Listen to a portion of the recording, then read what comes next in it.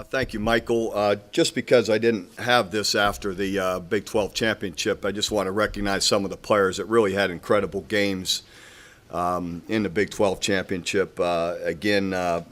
Guys, offensively, Kenny Stills had a huge game as a true freshman, with some great plays, and Landry Jones again. Anytime you can throw the ball like that against Nebraska, you're really playing well. DeMarco Murray, another big night, all-purpose yards, was over 100 again. And I tell you another guy, Cameron Kinney, who's just come on through the whole second half of the year, had like 5 catches on third downs, all against a great corner for Nebraska, Amakamura, but just had some huge plays when we really needed him. So he really played well. And Donald Stevenson up front had a great night, was recognized by the coaches, too, as one of the players of the game.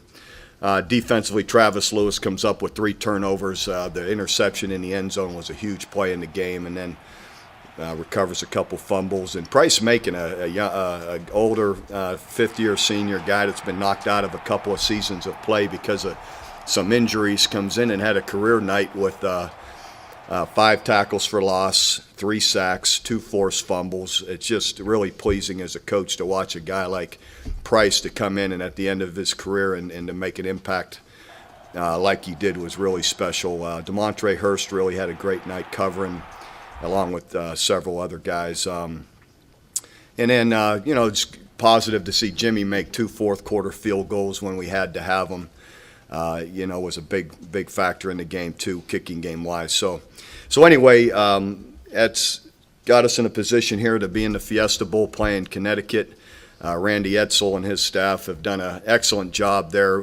When you look at they're 8-4, but you look at what we look at is they made a quarterback change there after the Louisville game, and Fraser's come in number 10 for them and has won 5 straight football games. So everybody talks about what guys' records are, but everyone, to me, it's all what is everyone doing at the end of the year. And these guys are on a 5-game winning streak, playing really well. They've got an All-American running back who Todman, who does a great job running a football, physical team, well-disciplined football team, and again, a team that just 2 games ago also, you look at like opponents, just played Cincinnati and beat Cincinnati by 21 points.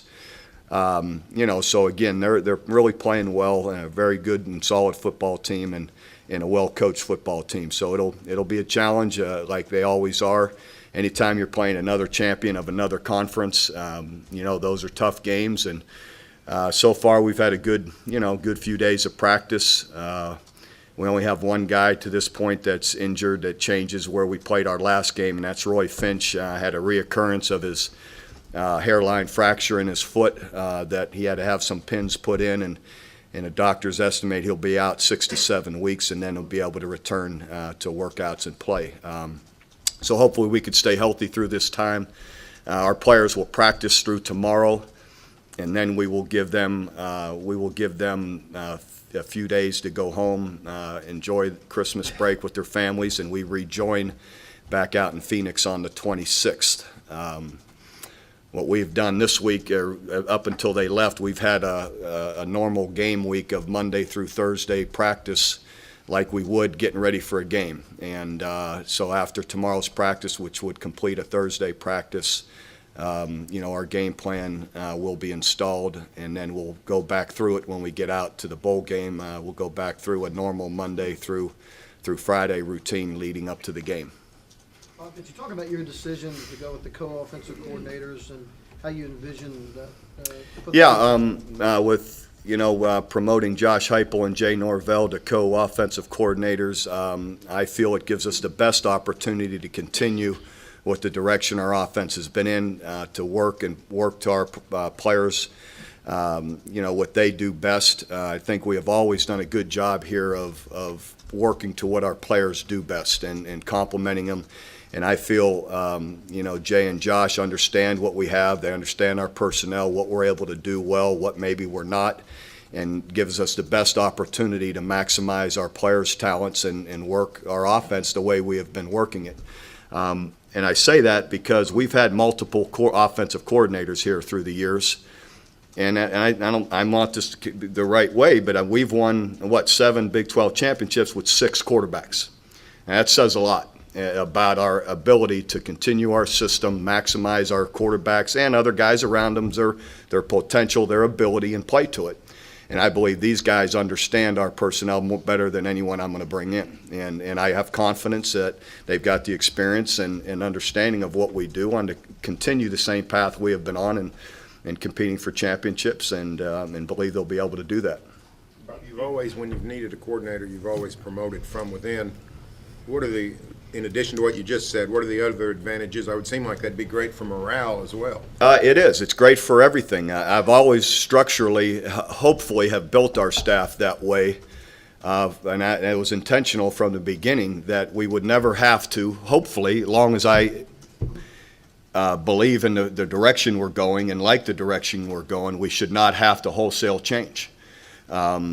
And that way, to me, there's more structure for the players. They've been built in this program over 1, 2, 3, and 4 years. They understand our philosophies, how we do it, and so it's been intentional that way. And fortunately, for the most part, it's worked out really well. And again, the players have a familiarity as well and trust with the guys that we have. So. Again, and like I said, I think, too, experience has shown it to be successful. With Kevin gone, he was kind of the instigator of the hurry-up pace. With him gone, will that continue? Yes. We'll stick with that with Josh. Well, he's not the instigator. I am. Right. So in the end, only meaning if I'm worried about defensive stats or I don't think it's really good, I'm the one who initially, Kevin has experience in it, and he is great at it, but I'm the one who brought it up that we probably need to look at this. So my feeling in doing so was with Sam Bradford, the poise, the talent we had, my feeling initially was if we can snap the ball 20 plays more than the other team, to me, I think we're going to be in an advantage. In other words, I just felt good about our personnel. Now, had we been doing it and it wasn't working real well, I don't know that we'd have stayed with it. Have y'all figured out whether Josh is going to go to the booth or stay down on the sideline? Not yet. We'll have those discussions here in the next few days. Bob, with that decision, does that just come down to the ability to continue to talk to the players as they come off? Or Yeah, and to me, you can do it either way. To me, there isn't any set way it has to be done because you see it both ways. So we'll see what they feel is they're most comfortable with doing. Bob, will you mostly remember this team for what happened from A&M on, the way they gathered themselves? Well, I remember all of it. I remember the struggles and I remember the growth that's happened, and to me that's what's pleasing. I'll remember how young so many players that have had major contributions, that grew through the year, but really played well from the start. So to me it's always a process, and it's a long process. It's a long year, and we persevered through it and really came on strong when we needed to down towards the end, and so to me all of that matters, and the end part is so pleasing because maybe of some of the struggles and the growth that you knew needed to happen, but it feels good when it does. Talk about your, obviously you haven't thought much about it, but your outlook for next season, given so many young players. I think 16 of your top 22 on defense are first or second year players. You got a lot of guys returning. Yeah, I haven't gone there, of course, because this season isn't complete, but I am very aware through the season how young we are. We are a very young football team, and so it's exciting, the way these guys play, their attitude, their work ethic. I remember, and I've never done this before, I pulled our freshmen into our team room one day, all by themselves, the true freshmen, and I said, this is the most impressive class we've ever had. Now, this is before a game, before they've ever played a game, just because of what they were showing on the field, their practice habits, their attitude, their ability, the talent. And I said, a lot of you will play, and even some of you guys that aren't going to play, it's a really good group. Don't be discouraged if you're not, as your time will come. And it's a really impressive class. And that was, like I said, before any of them played a game. So there's a lot of there's a lot of young players that we should remain strong. From that point to now, have they exceeded your high expectations for them? Yeah, there's no question. I think it's fair to say that, just the way consistently they have played through the year. And you can't say in any one case, boy, that was a freshman mistake, that really hurt us. I don't know that there's any one of those that any true freshman would stick out that way. They all really played solid and well through the year. What's the status of Daniel Noble? Will he be able to go, you think? No. With that class, is it, athletic ability or more than that? Oh, it's all of it. No, it's their attitude, it's their maturity, their understanding of what we're giving them. All of that, along with the ability. Did you have any inkling last February that what you had? Probably not. You always like your class. I felt really good about it, and we were very excited about it. Just the number of them too. Was there 28 or 29? I want to say 29, right?